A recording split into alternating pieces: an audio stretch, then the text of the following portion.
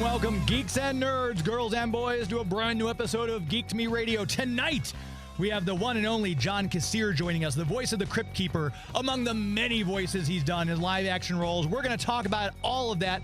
Plus, we'll take your calls and questions throughout the night. Plus, another announcement for Two Rivers Comic Con. All that and more. Stand by. We're talking TV, comics and movies, and video games. And if you don't know Star Trek from Star Wars, we'll try to explain. There are 12 doctors, 4 Hogwarts houses, 1 ring rules them all. To be the greatest Pokemon master, you must catch them all. You must catch them all. Try to catch them all. Gotta catch them all. Gotta catch them all. If you're driving around the greater St. Louis area tonight listening to us on the Big 550 KTRS, hello to all of you out there driving around. Hopefully you've enjoyed the kind of odd weather we've been having today. I had a migraine from the big 10-degree temperature shift. Hopefully you're all faring better, though. For those of you who are watching us on YouTube and Facebook, hello to all of you out there on the camera. Thank you for watching tonight. As always, if you're hearing our show after the fact in the podcast form, on whatever platform you get your podcast, we appreciate you finding us there. We've gotten some nice 5-star reviews lately from some of you, so thank you. If you've not written us a 5-star review yet, that always helps us out quite a bit for search engine optimization. So if you get a moment and you're bored, give us a nice 5-star review. That always helps us out on whatever platform it is you get your podcasts from. Very excited for my guest tonight. He's a voice many of you will recognize as, of course, the Cryptkeeper, among many other voices. We're going to dig into all that, his career in stand-up and more. John Kassir, thank you so much for joining us tonight. Hello, creeps. There's the face. Oh, see, this is why you need to watch it on video. YouTube.com, Geek to Me Radio, or Facebook.com/Geek to Me Radio. He's even got the face up there floating around. I met you at the Day of the Dead in Chicago last year. It doesn't even seem like it's been that long ago. But wow. You're doing these cons all over and you always have these great lines. People are coming up to you having you sign stuff. Does it ever get like, one of these days I won't do cons anymore? Or do you kind of like feed off that energy? You know, I enjoy it. If I didn't enjoy it, I wouldn't do it, you know? I mean, I'm a horror fan myself. I grew up on horror. The Universal horror monster movies were my favorite. Abbott and Costello Meets Frankenstein is still my favorite horror comedy. You know, back when I was a kid in Baltimore, they used to go Ravens. They used I got to do that plug. They used to have Twilight movie, and they'd show everything from Doris Day movies to the Universal horror monster movies, and then they'd show a lot of the Roger Corman stuff, House of Wax, Mask of the Red Death, and then of course some of the William Castle stuff.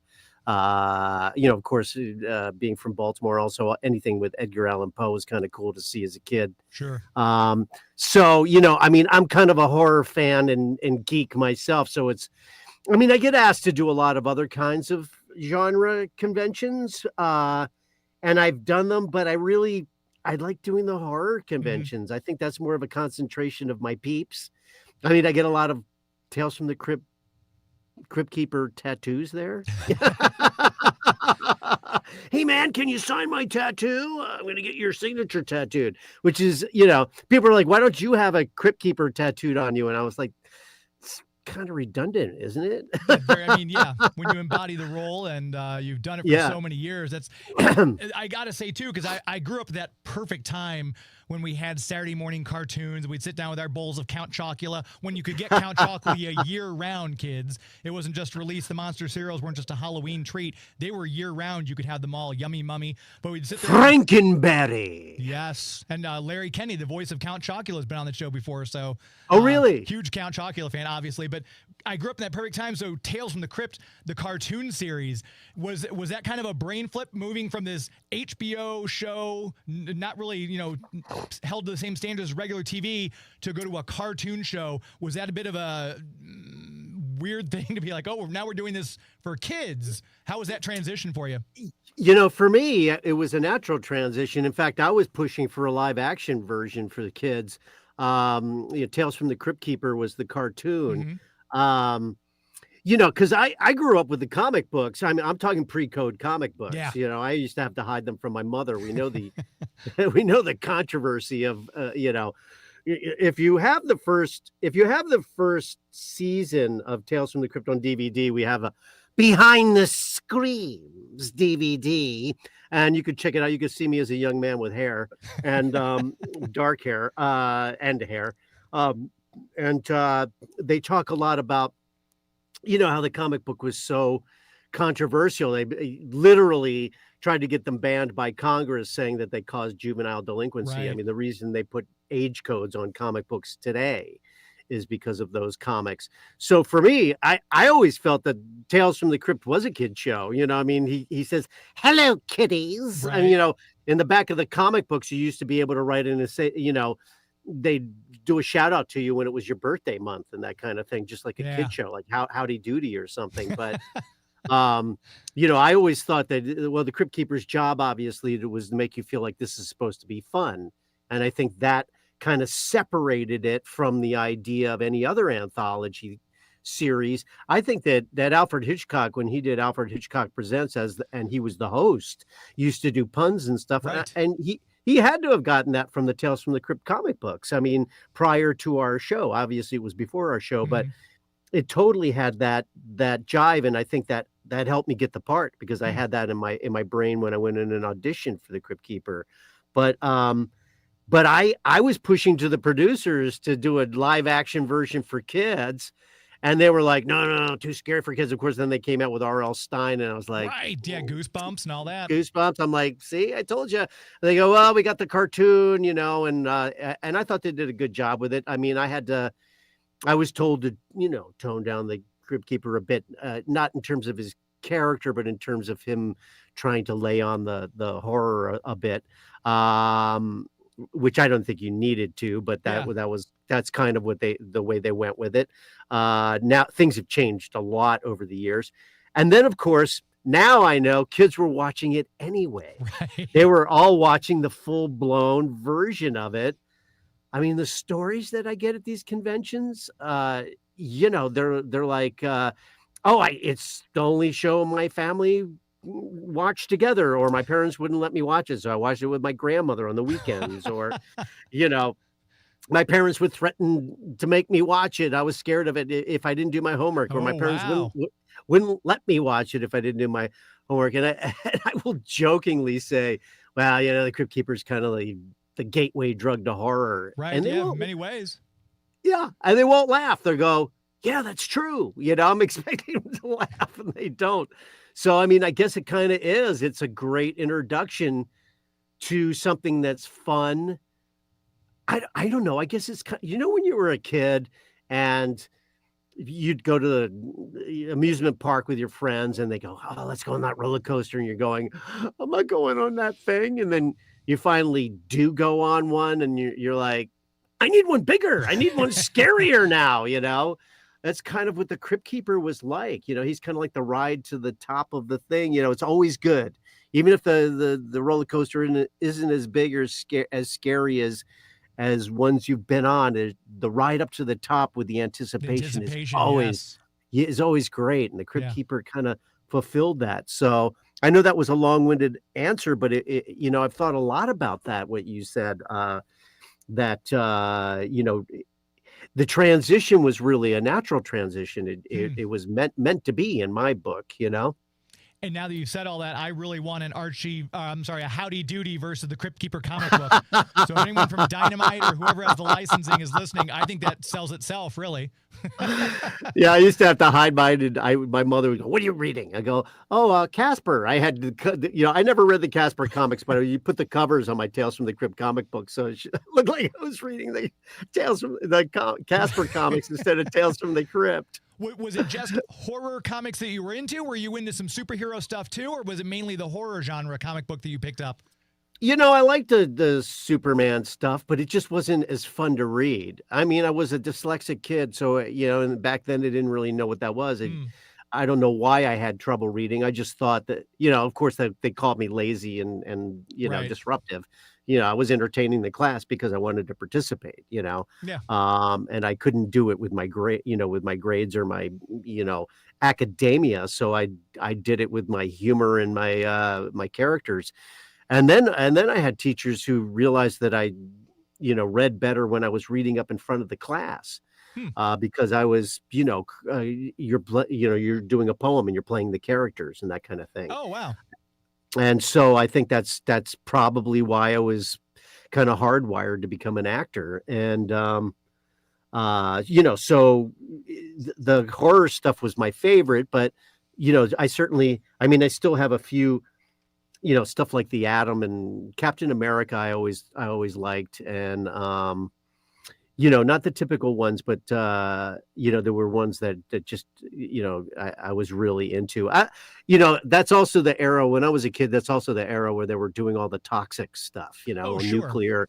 nuclear stuff was going on. So there was, Attack of the 50-Foot Woman and all that stuff. So there was a lot of comic books that had that kind of thing in them Right. too, so the sci-fi stuff was fun. And I loved Western stuff.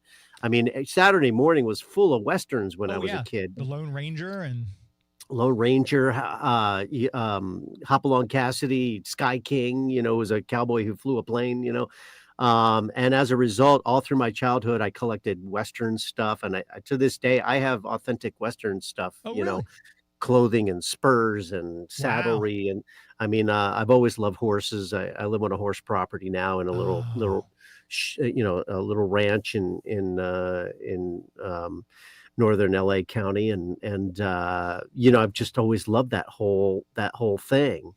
So hey, let's start doing some more of those horror Westerns. I would love to see that. Well, it's funny you mentioned that because my friend Bob Singleton is a screenwriter and he's working on a horror Western thing called Anathema, and he's got screenplays. He's won some awards for it. So Bob, if you're listening, shout out to you.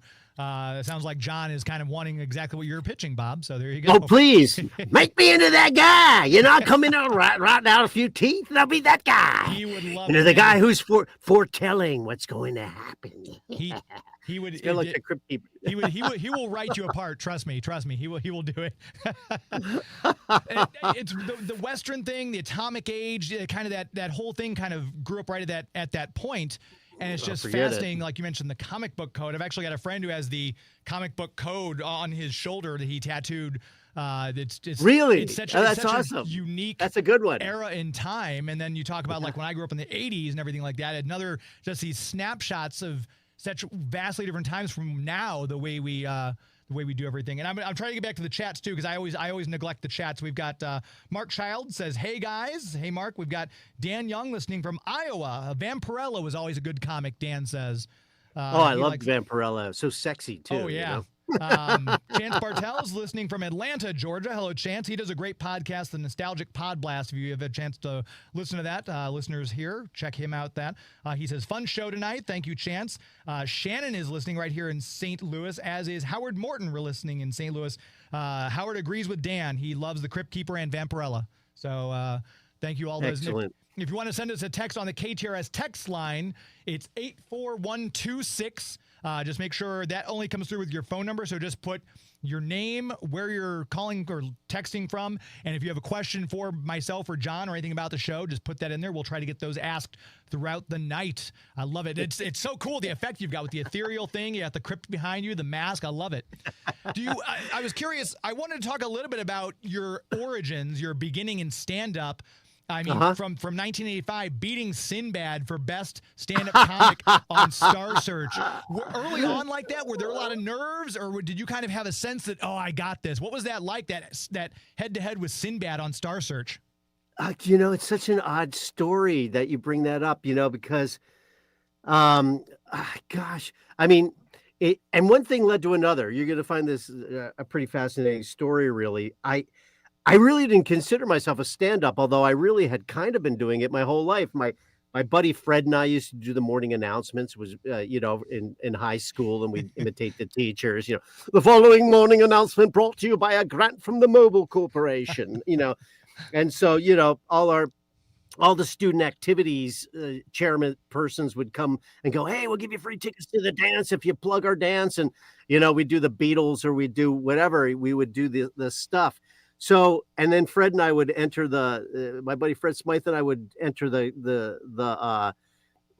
would do all the plays. We would always be in the musicals and the plays. And so we were jocks who also did plays, who also would cut school and, go up into the catwalks over top people's classrooms and stuff like that during school.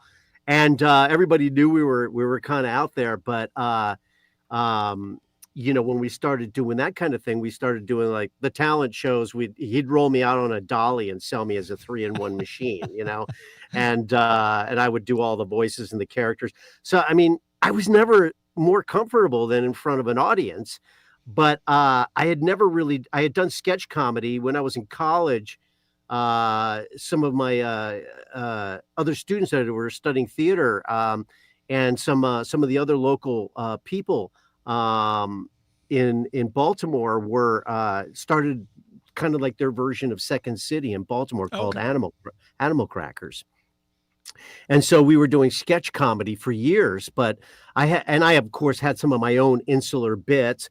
One of my famous bits was I do the Wizard of Oz in like 10 minutes, like all the characters, and it's a twister, Dorothy as coroner, I must concur, I thoroughly examined her. What's them? That's the castle of the Wicked Witch.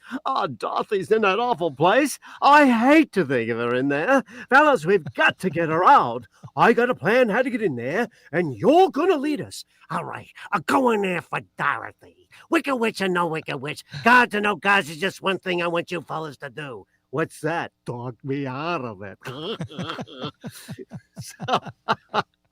So I had these bits, and when I moved to New York to do theater, it paid so little in between the gigs that I found I could make more money street performing in front of the Metropolitan Museum than I could, actually working off my first off-Broadway show.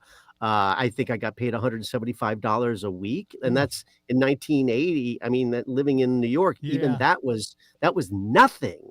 And I could, would take all 4 weeks to even pay my part of the rent, with three guys living in an in a 1-bedroom apartment. And so I was developing those skills for stand-up, but yet I hadn't really done it. And then I got a part in an off-Broadway show called Three Guys Naked from the Waist Down. I know it sounds like a gay review in the Village, right? But think Dreamgirls, but with stand-up comics. So it's like 3 stand-ups and their rise into the TV industry and big success and all the trappings and all that stuff as a musical. And we played all the other characters. We played, the agents and the Hollywood reporters and the whole deal. And it starred Scott Bakula, who we all know has gone on to huge things. Yeah. Myself and a guy named Jerry Colker, who wrote the piece, and Jerry had come out of theater. He was, a Harvard grad who left law school to become an actor on Broadway and stuff like Chorus Line and that kind of thing. And he wrote this great musical, and he wrote this part around a lot of the stuff that I did, my street performing. And I played this very dark, suicidal, Andy Kaufman-ish comedian. And people assumed that's what I did. That's where I came from, because it was so well incorporated into the show, and I got so much great heat from it. It was a big hit off Broadway for us. And while I was doing it, I got asked to do Star Search, and in its first season. And I'm like, wait a minute, I've been watching this show. You want me to come on as a singer? I mean, Sam Harris is on there and this guy can sing. Yeah. I go, I'm in a musical and I can sing, but I can't do Sam Harris. It's type sing. I mean, I can't sing like that. I can't blow the doors off of, off a full theater singing that way, And they're like, no, we want you to come on as a stand-up comic. And I'm like, I'm not really a stand-up comic. It's just a character I'm playing in the show. They go, well, you can win $100,000. And I'm like, have you seen my ad? I'm going to go brush up on it right now, And I was just, because they gave you 2.5 minutes. I think one of the reasons I won was because I was literally doing the Ernie Kovacs thing where I was taking these bits and writing 2.5 minutes. It was like doing the morning announcements again. Huh. So I was getting in front of an audience and doing a set bit where everybody else was, of course, I went up against Rosie O'Donnell in the semifinals and a number of other great comedians have been doing it for a long time, going up against them to compete for $100,000. And they were trying to take, parts of their act and disassemble it and try to get 2.5 minutes out of it and have the audience know who they are and follow their material. And, Rosie was successful at it. And so was Sinbad, obviously, in order to win enough to get into the semifinals like myself. And I kept having to come up with a new one every time I won. So I would just write these odd bits and fly out from doing the show in New York. And then they do 2 episodes if I kept winning and then send me back. And wow. I wound up going to the semifinals and winning $100,000. And they're like, we had time. They would have guest hosts on the show every week with Ed McMahon as the main host. And I remember they had Tom Jones on the show and Tom Jones goes, I like that comedian. He's going to open for me in Vegas. And I'm like, I can't. Everybody's patting me on the back going, you're going to open for Tom Jones in Vegas? I go, I can't open for Tom Jones in Vegas. They're like, why not? I go, I got no fucking act, man. I've been making this shit up one bit at a time, They go, get in the club. All you need is 20 minutes as an opening act. Get in the club, put this stuff together into an act, and you'll open for Tom Jones. I mean, and I had been working with an agent at William Morris, and God love you, Kenny. And he was booking, all the Motown acts. I opened for Lou Rawls for 5,000 people. Temptations of Four Tops on their TNT tour. It's unbelievable. I got to sit in the audience and watch this show every night while these guys, blew the doors off this place, 5,000 people. And I had to do stand up for 5,000 people, having barely even worked in a club. That's amazing. So obviously my theater background came in, but then of course, people wanted me to do headlining. And of course you had to do an hour and a half. And, I started out by, being pretty good improvising, that's where the street act came in handy. And I would improvise through a lot of stuff and then move on to one of my bits. And then I would do the Wizard of Oz. And then, eventually I came up with the idea of an act where I was, a guy who was addicted to television. So I would come out and I would, hi, my name is John and I'm a tubaholic, and it being that there's so many people, especially in LA, that are part of the program, they go, hi, John, and then I would try to tell stories while not trying to channel TV shows. And I would take out a remote control and change the channel on myself. And I'd be, Scotty, beam me out of here. I can't capture anybody. Got up to War Factory. She's going to blow. He's dead, Jim. Damn you and your green Vulcan blood Spock. And I'm going back and forth from all these TV shows and, talking about growing up through television. Yeah.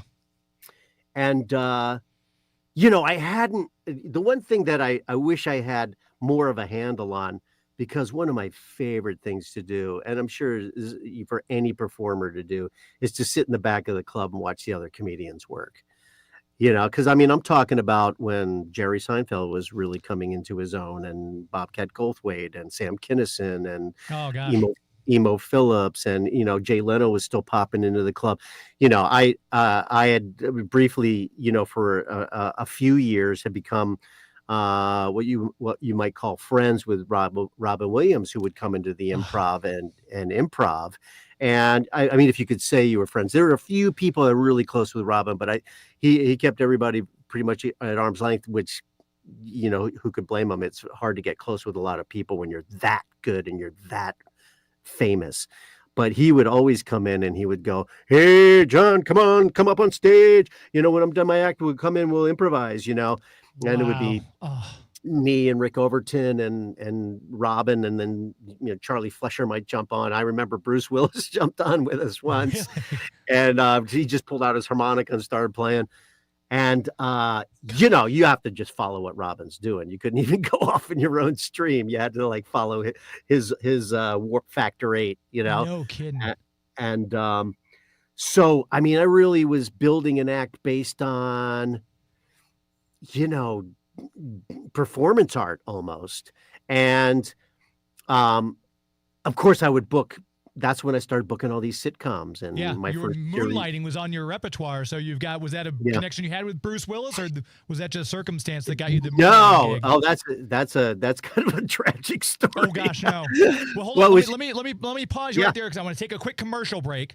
That'll give us a chance to reset here. For those of you listening, we've got John Kassir with us, the voice of the Cryptkeeper. We're talking about his career in stand-up and more. If you have any questions, you can send them on the KTRS text lines at 84126, or just leave it in the chat when I'm trying very hard to, Howard Morton says, Tom effing Jones. Actually, yes, that's incredible. So, yeah, thank you to all of you who are listening. We are going to take a very brief commercial break. We'll be right back. You're listening to Geek to Me Radio on the Big 550 KTRS. Please stand by. Now let's walk to the park. Uh-oh, thunder. Put on your dry doggy rain gear and you'll stay dry as a bone. Hooded Hound t-shirt, dry doggy rain gear, Pup's Jazzy jacket, and Pound Puppies all sold separately. From town. Black Steel Robo Force! Hunter the Conqueror is about to attack Max Steel the Leader. Wrecker the Demolisher to the rescue. Ideal's new Robo-Force. Warrior robots with gripper bases and crusher arms, each sold separately. Hundreds escaping. Okay in there? Okay, Dad. But we won't be safe till we're rid of Hundred. Hundred the Conqueror, Max Steel the Leader, Wrecker the Demolisher, each sold separately. New from Ideal's Robo-Force. Long ago at Rose Petal Place, Orchid met Nastina, the evil spider. Dolls sold separately. Oh, no, Orchid. It's Nastina. Wait till I tiptoe through your tulips, Rose Petal. Watch out, Nastina. The sky is falling. I won't fall for that. Gotcha. That'll keep her in her place. Rose Petal, Nastina, and Orchid dolls come with all you see here, each sold separately. New from Canada. Seawee's Tropicals. It's Kenner's Seawee's Tropicals. Camille, Baby Cascade, and Pelly Pelican. She's tan, has pretty blue hair you can comb, and looks cute in a little grass skirt. You can collect Flora Tropical, Baby Finella, and Little Dog de Bloom. Seawee's Tropicals. Seawee's Tropicals. Camille, Baby Cascade, and Pelly. Other Seawee's Tropicals sold separately. Introducing the new Play-Doh Mop Top Hair Shop. Well, they're the mop tops, the Play-Doh mop tops. Just turn the chair. They grow Play-Doh hair. They're the mop tops. You can comb it, wave it, style it, or shave it. The Play-Doh mop. Doesn't fit, so it's completely useless. What a waste. Surprise yourself. See if you can save in as little as 7 minutes at ProgressiveCommercial.com. Progressive Casualty Insurance Company and Affiliates. Hi, this is Adrienne Barbeau, a.k.a. Stevie Wayne, and you're listening to Geek to Me Radio. Since we've got a horror theme going tonight, we'd come back with Adrienne Barbeau, the voice of Catwoman, obviously, and like she said, John Carpenter's The Fog. It's an incredible movie. Want to make sure we tell you about our official comic book sponsor, Bugs Comics and Games. If you're looking to get out there and get some comics, maybe what John and I have been talking about, the horror comics, maybe you're like, oh, I haven't seen some horror comics for a while. Go to Larry's, Bugs Comics and Games. He's got some of those Weird Wars tales that DC Comics used to put out, Haunted Tank, all that really good stuff, and some Charlton collections as well in there if you want to check out the horror genre when it comes to comic books. And of course, he's got superhero stuff, new comics every Wednesday. If you want to make sure you save some money while you're collecting, sign up for the Avengers Club. That way, when you're going in, you're getting your pull list to make sure you're getting Gail Simone's Uncanny X-Men or Mark Waid's World's Finest. You're saving money money on those weekly comics that you're getting, and that way you can enjoy your hobby without feeling that pinch in your wallet. If you're looking to divest yourself, maybe you're at the point where, gosh, I've got so many comics, I got to get rid of some of these. Give Larry a call, Bugs Comics and Games. He's right there on Bryan Road in O'Fallon, Missouri. He's going to make you a really fair offer, and it's a win-win because then I get to go in a couple weeks and look at all these brand new comic books that he's just got in his store. He's got back issues galore. I always say it's not a real comic book shop if they don't have back issues, and he's got everything ranging from Silver Age, Western comics like John was talking about. He's got a lot of those Western comics because Larry's a Western comic book fan as well, all the way up to new modern stuff, the Astonishing X-Men, all the stuff you might want to read as you're getting into these shows now that they've announced the slate of Marvel actors who are coming in for Avengers, Doomsday, and beyond. Check it out. Don't be left out. Don't left not knowing what is happening. Who are the Thunderbolts? Why do they have a movie? Find out. Go to Larry. Say, I'm wanting to learn more about this, that, or the other. He'll tell you exactly which comics to buy, and you'll be glad that you found your new local comic book shop. Check him out on Instagram, Bugs Comics and A&D Games on Instagram and on Facebook. Give his page a like there. Very proud to have Bugs Comics and Games as the official comic book sponsor here on Geek to Me Radio. Chatting with the great John Kassir right before we did a little bit of a teaser because he was just about to tell us what he said is a tragic story about booking the role on Moonlighting. Let's pick up there, John. Winter Maroon. No, I love that Bugs Comics. No, it was real. It was, I was on First and 10, which was a big kind of a hit on HBO, which wasn't being seen by everybody yet. HBO was not in everybody's households. And so I was brought in to audition to play opposite the actress playing DePesto. And so it got down to me and Curtis Armstrong for that part. Oh, wow. And of course, Curtis was like, forget it. He was the part. They were like, you're really good at playing the part, but you know what? Curtis Armstrong is the part, and we're going to give it to him. But we've written this really great part for you in this episode where you keep getting on an elevator with Sybil Shepherd, and you're telling a dirty joke, and you don't want to tell the punchline because you don't want to do it in front of a woman. It's all a elevator full of guys. And then we close the doors. And then when it comes up on the next floor, we're going to try a bunch of different things. She slaps you. She tells the punchline before you do. We did a bunch of different stuff. So we shot all this stuff. They were going to have me as, guest star and all this stuff. So I was so excited. Moonlighting was such a big show. And I didn't really know Bruce. He used to come into the Improv a lot on what they called dance night, which was more of just kind of a social night where all these people from the industry would come in on Sunday and Monday nights at the Improv. And it was all, people would rub shoulders. You'd have everybody from, Billy Crystal and Whoopi Goldberg to Sid Caesar. Wow. All these people would come in. And so it was, a lot of great writing teams made their relationships with each other there. And, a lot of marriages happened and failed for and that kind of thing. But I used to see Bruce come in and he was in his, in the peak of doing Moonlighting, and we didn't really know each other. We had some mutual friends, but he didn't really know me. But so I went in and we shot all this stuff. And so I had a bunch of people come over to watch it. And sure enough, in the beginning, my name comes up and all this stuff. And we're watching the episode, I'm watching the episode, and watching the episode, and the scenes never come. And they go, were you just that guy that like fell out the window? What? I go, no, I don't know what happened. They had cut the scenes because they weren't essential to the story. They had too much material for the, and this happens, they shoot more than they need.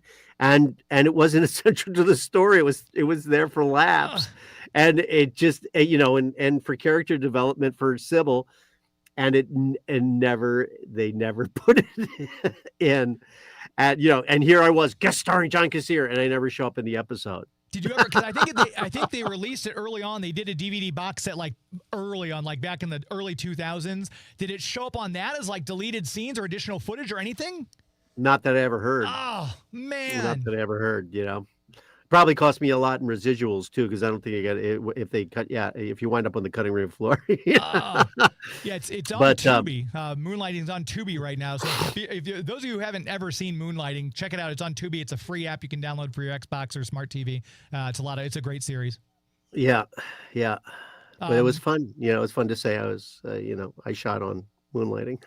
Yeah, I mean that's incredible. It is a little bit tragic. I was worried it was gonna be a different type of tragic, but no, that's gosh. No, I had a similar kind of thing happen to me on Friends, because I got hired to play Larry, who was the director who finally, hires Joey into his first feature film, and they were gonna have a whole season of Joey shooting in this movie, and I was going to be in all the episodes for a season and stuff.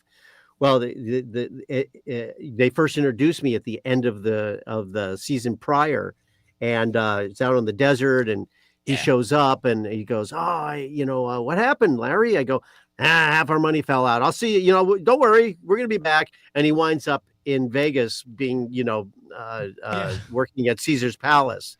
They had changed the storyline in the off season while they were writing it. I think they just decided they didn't want Joey to have fame that early. Yeah. Whatever it was. And so I was like, no! Can you imagine like having a whole season on Friends, I mean, I've been on a lot of great shows over the years, and I mean, I've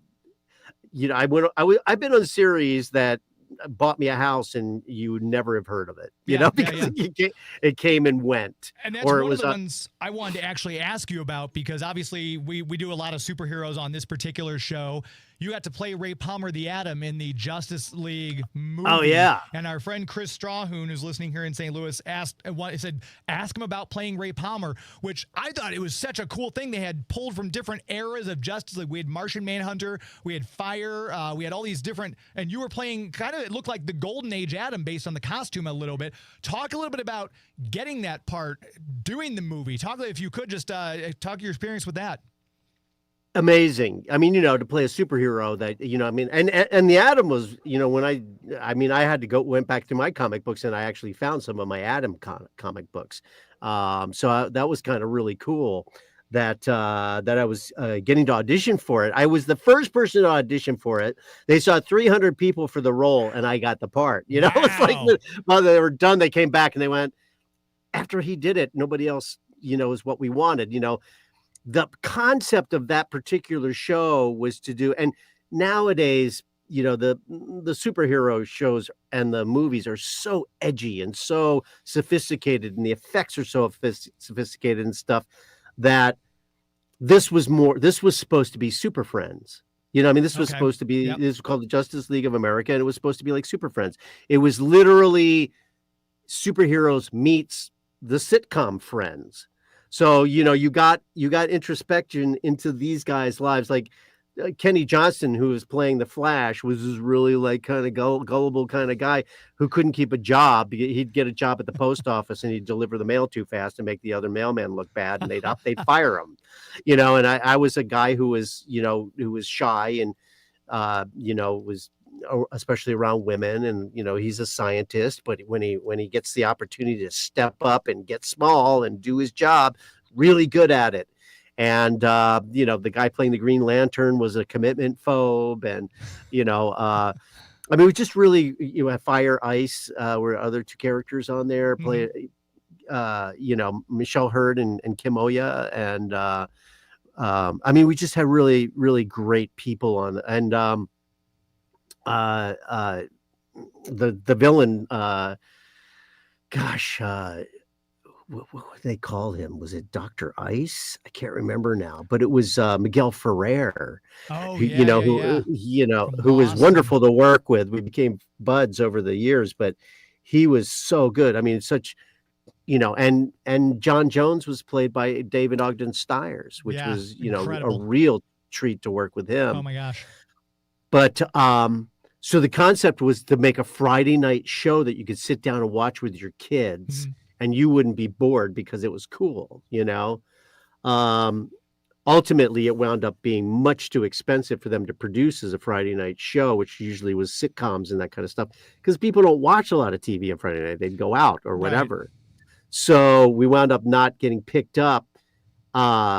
A lot of the budget, a lot of you watch it, and a lot of the effects were never finished, and so the effects could look kind of cheesy. And they have a wave that freezes, and you're like, yeah, I think they could probably have done better even back then with that, But it was done with Warner Brothers, and we had to wear bodysuits like the bat suits underneath when we became the superheroes. And they weren't going to build those for us. Very expensive to build. So they built the heads, the pullover heads and the costumes over top. But the bodies, we went into the vault. They have a vault where they keep all the man bodies. And I went in. I had my upper body was was Val Kilmer, one of Val Kilmer's body pieces, and my legs were Chris O'Donnell's, and the knees were not in the right place. Both of them bigger than me, the knees were not in the right place, and the thing messed up my neck, and the whole thing. And they're cutting pieces off. Well, that's all right, Ultimately, once they shoved me in it, it looked pretty good. But I understand why Michael Keaton didn't want to do it anymore. It was the most uncomfortable thing to wear ever. Yeah. But we had an amazing time, getting the privilege to do that kind of thing. And then ultimately, it never got finished. But then, I don't know who leaked it, but it wound up, oddly enough, in a comic book store. Yeah. Like Bugs, it wound up in a place, I think it was called the Golden Apple or something like that. I can't remember. There's one in LA. It's a really, I can't remember now. One, yeah. Yeah. And all of a sudden people are like, oh my God, where'd this come from? Right. I got to see this. I want to see this. And it was bad quality. You could get it on VHS, whatever it was. And then I think they went and released, not officially, but just put it out there, a better version. So they go, if people are going to see it, might as well put out a better version. I think they wound up showing it as a TV movie. No, that was actually the Munsters that I did. But they wound up, being out there for comic book fans to see. And, people who are purists and know that it was done in the light of a Super Friends kind of feel, enjoyed certain aspects of it. It could have been a really cool series, but never got made. But hey, it was one of those things that I was like, really, really, really stoked that I got that part and got to play that. Yeah, I know that's how I saw it was on VHS originally, because again, my local comic book store, I'm like, what is that? He's like, oh, I just happened to get this. But obviously nowadays that would have been dropped online somewhere. Someone would have found it on YouTube before YouTube takes it off. But forget it. You can see it. It's on, you can find it. It's streaming somewhere. Yeah. I mean, not streaming on a channel, but you can find it online. Yeah, on YouTube, someone will have it up on their channel. But it's one of the things too, like 1997, we didn't have the fire hose of superhero content that we've got now. So that was a really special thing to see this movie with all these characters on there. It was crazy. Guy Gardner was on, before Nathan Fillion is going to be playing him now in the Superman movie. So it's crazy. They didn't want to use any of the. I mean, obviously they wanted to keep those franchises separate, Superman, Batman, right. That kind of thing, because they were so popular on their own. They didn't want to include those in this. Right. Yeah. Exactly. Yeah. I'm just trying to be cognizant of the time here. Tell you what, if you're listening, let me take a really quick commercial break, a really quick one. I'm going to reset. We'll come right back. And if you have any questions, I'm trying to keep Steve Holman. Hello to you. There's Chris Strawhoon says booger, because you mentioned Curtis Armstrong. So everyone listening, I appreciate all of you. We're going to take another very brief commercial break. We'll come right back talking with John Kassir. You're listening to Geek to Me Radio on the Big 550 KTRS. Please stand by.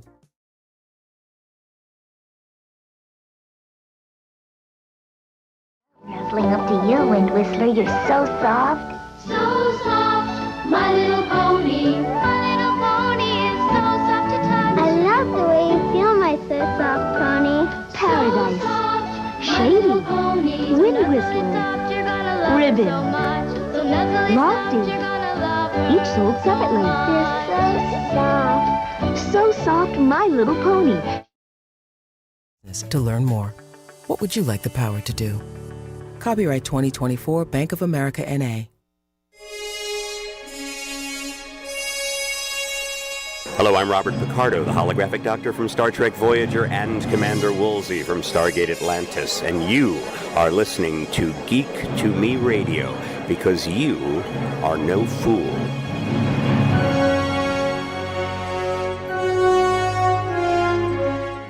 My guest John Kassir, then you know I came back with Robert Picardo because John also did an episode of Star Trek Voyager, so we're going to talk about that in just a moment, right after I tell you about our premier sponsor, of course, the Greater St. Charles Convention and Visitors Bureau. Longtime listeners will know the website discoverstcharles.com, a fantastic place to visit if you're on the coast like our friend John, or maybe you're in Alton, Illinois and haven't crossed the bridge lately. Go check out St. Charles. There's always something new. The historic district is incredible, which is why I picked it to host our upcoming Two Rivers Comic Con. We were just talking about the Justice League. You're going to get the chance to meet Carl Lumley, Phil Lamar, Susan Eisenberg, Maria Canals-Barrera, Alan Burnett, and Dan Reba, the minds that have brought you Batman Beyond, Batman the Animated Series, Ben 10, Ozzy and Drix, and more. You'll be able to hobnob with all of them. And we got some great comic book creators coming as well. Mark Bagley. We've got Chuck Patton, Keith Williams. We're going to have David Michelini. We just signed David Michelini, so you can get your first appearance of Carnage double signed by David Michelini and Mark Bagley. A couple other announcements coming, so check out the website, which is tworiverscomiccon.com. I'm hosting it in historic St. Charles because it's such a cool area. There's all these places to shop and dine. Just had breakfast with some friends there at Novellus. Fantastic breakfast. They've got this drink called a bourbon for breakfast that comes with a wedge of bacon to stir it with. How can you go wrong? But all these places along North and South Main, these are all small businesses. In this economy, it's always so important to get out and support the small businesses. So whether or not you need a new comfy sweatshirt from Chuck and Lou, if you want to go pick up a new Disney statue for a special gift, a graduation or something, check out First Capital Trading Post. Maybe pop in Sugar and Slice and get some gluten-free macarons of the different flavors. And on the weekends, they've got these big cinnamon rolls. They're the size of my head. You'll love it. But it's a great place. And the St. Charles Convention and Visitors Bureau always puts on such great events, from the ice sculpting stuff they do in January. Obviously, Legends and Lanterns. If you're a Halloween fan, we're going to try to get John to come out to St. Charles for Halloween. He'll love it. Lots of stuff to see and do all up and down the street.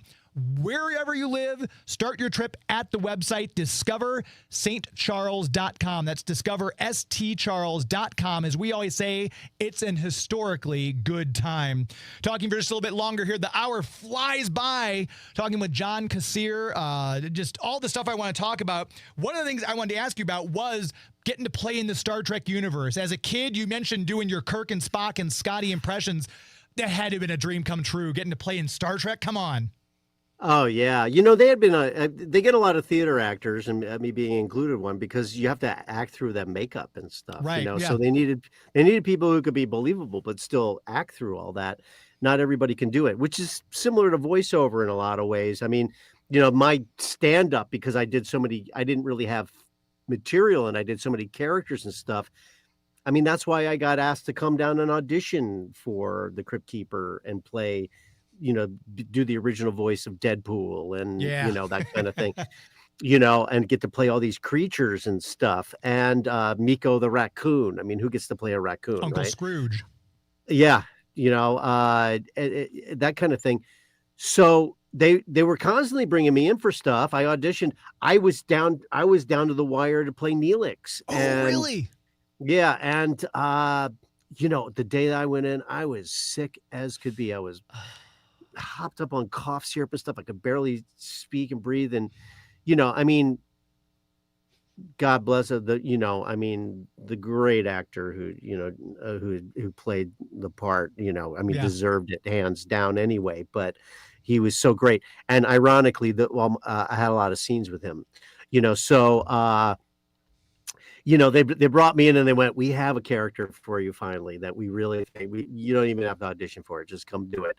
You're going to play, Michael Westmore is going to design it on your face. It's the only Dralian. He's called a Dralian, and we've never had one before. He's kind of a scam artist, and he steals Dr. Robert Picardo's character. He steals the doctor and holographic doctor, and he sells it on a hospital ship,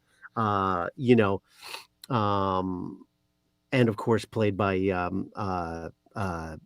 oh my gosh, my brain is fried when we get to Sunday. I understand. Oh my God, he's in the Christmas episode of Tales from the Crypt.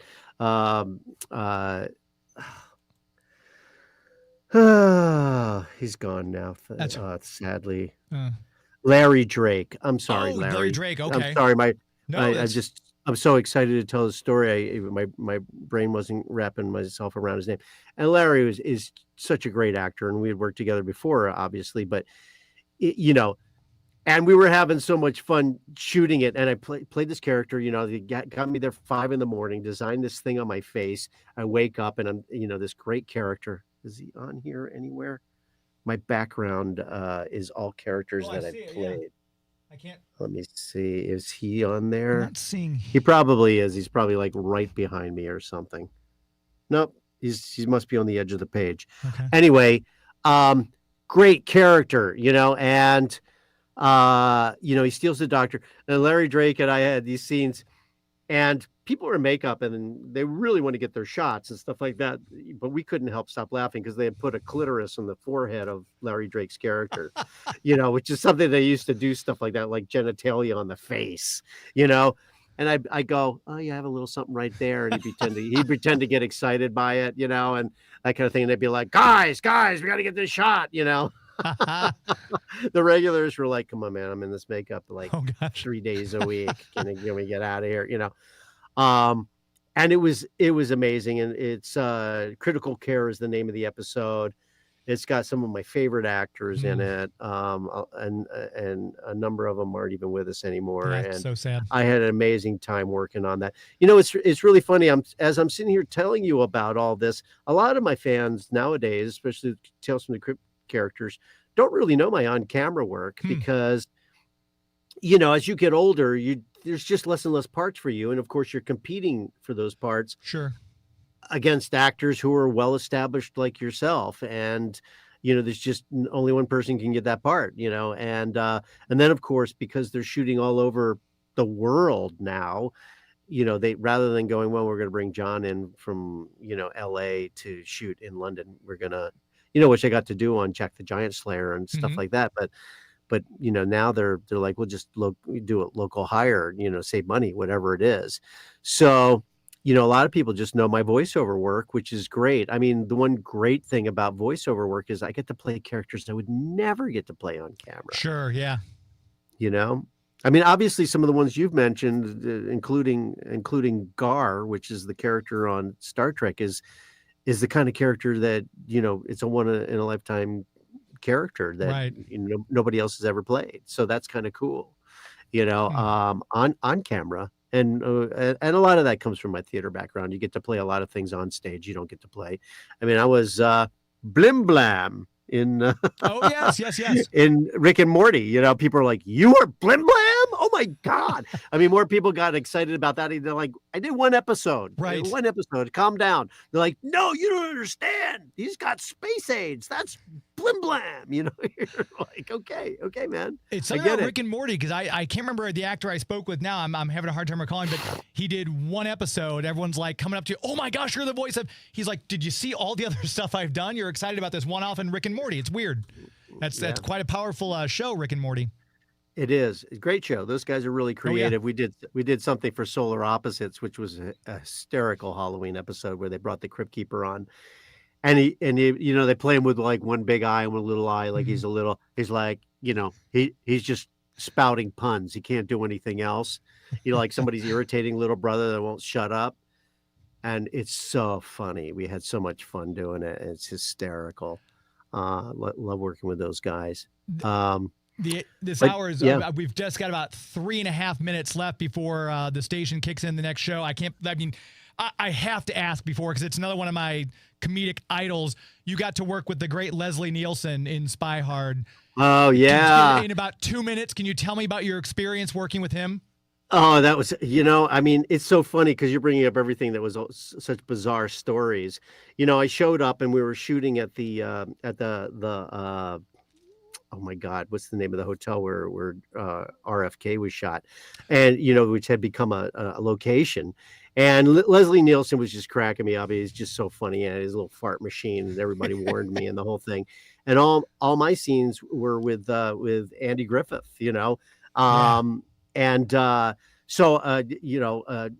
Savage Steve Holland, who had worked together on Eek the Cat and the Terrible Thunder Lizards, brought me in to play this great character along with Eddie Deason, and we were his minions. Mm-hmm. We were Andy Griffith's minions, and he had no arms, and so we would have to click on his arms and stuff like that. He was so drunk on vodka, he couldn't keep his hands from coming up from under his coat and stuff. And so he kept blowing the takes. So when I showed up, somebody goes, I go, oh, I can't wait to work with Andy Griffith. I go, yeah, if we can get the vodka bottle away from him. I'm like, they go, no, we're serious. I'm like, what?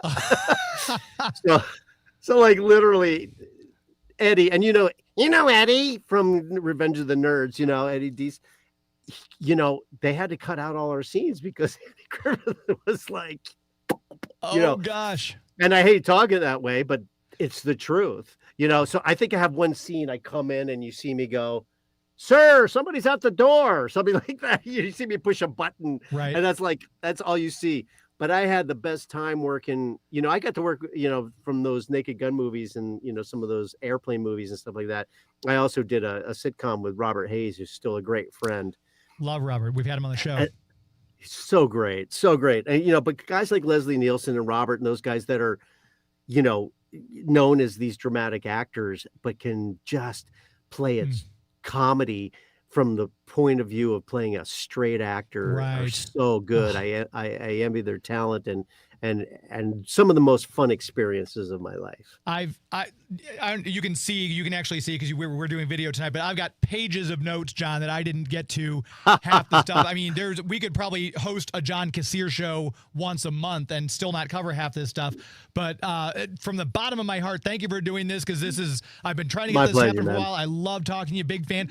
Real quick, before we start playing the outro music, you heard some of the return liners we have from Robert Picardo and Adrienne Barbeau.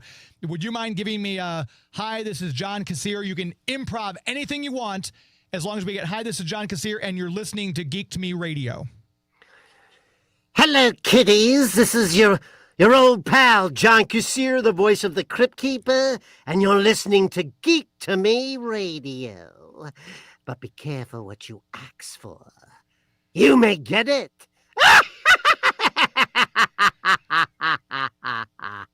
Absolutely perfect way to end the show. We'll see you at other cons coming up. I'm sure you've got some already booked. Yeah, I got Nashville this year. I got Montreal. I got Fresno. I got oh my gosh, I'm going all over the place. I got Sheffield, England. I'm going all over the world, actually. Fantastic. We got a lot. Silver Scream in Worcester, Mass in the fall. Some really, really good ones. I'm really excited about it. I'm trying to mix it up this year and do some ones I haven't done before. Very cool. We'll put a link. We'll find a link for those. We'll put those on the show. If you haven't met John Kassir, it's worth the trip to Sheffield or Worcester, wherever he's going. John, thank you so much for your time. It's been an absolute pleasure. Thank you so much. We'll have to do it again. Thank you. Please, yes, thank you. Thank you to all of you who listen. Thank you to our sponsors, and thank you to Joey V, my executive producer. There he is, right there. Thank you to all of you who listened tonight, and until next week, my friends. That's a show. This is Geek to Me Radio. Thank you, St. Louis. Good night. The Big 550. KTRS. From ABC News, I'm Wayne Cabot. We're just days away from President Trump's tariffs, and while on board Air Force One, just before going back to D.C., reporters try to get a little clarity on what exactly to expect. One asked if these tariffs will be placed on imports